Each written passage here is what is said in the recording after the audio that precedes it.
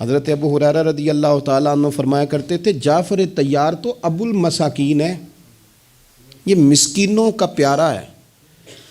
کسی مسکین کو کہیں سے روٹی نہیں ملتی تھی تو حضرت جعفر طیار کھلاتے تھے، پورے شہر کے غریبوں کو ڈھونڈ کے جعفر طیار کھانا کھلاتے، ان کے گھروں میں لنگر پہنچاتے، ان کو کپڑے دیتے، مسکینوں کو ڈھونڈ کے، غریبوں کو ڈھونڈ کے معلومات کر کے حضرت جعفر طیار کا مشغلہ ابو المساکین سیدنا جعفر طیار، ان کو کھانے کھلانا، ان سے پیار کرنا، ان سے محبت کرنا۔ 4 خوبیاں علماء نے لکھی حضرت جعفر طیار کی، ایک تو یہ ہے نا، اس کے علاوہ 4 خوبیاں۔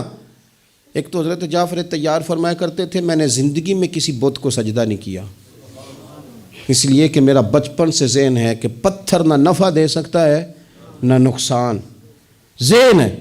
اور دوسرا فرمایا کرتے تھے زندگی میں شراب نہیں پی، میں سمجھتا ہوں کہ عقل اللہ کی سب سے بڑی نعمت ہے، تو جو نشہ کر کے عقل ہی قائم نہ رہے، آپ دیکھیں نا اونچے لمبے قد کا آدمی ہو اور اس کا ذہنی توازن ٹھیک نہ ہو تو گندگی پہ بیٹھا ہوتا ہے۔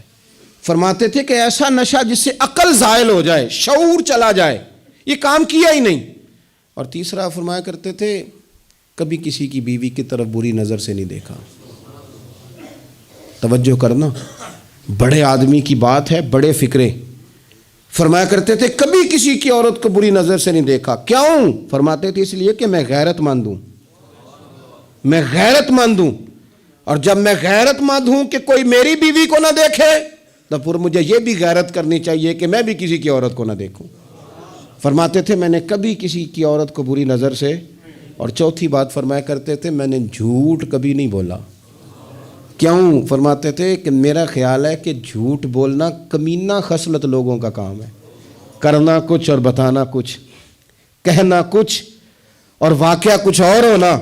فرماتے ہیں جھوٹ کبھی، میں اسے سمجھتا ہی نہیں کہ یہ 4 صلاحیتیں حضرت جعفر طیار میں بدرجہ اتم پائی جاتی۔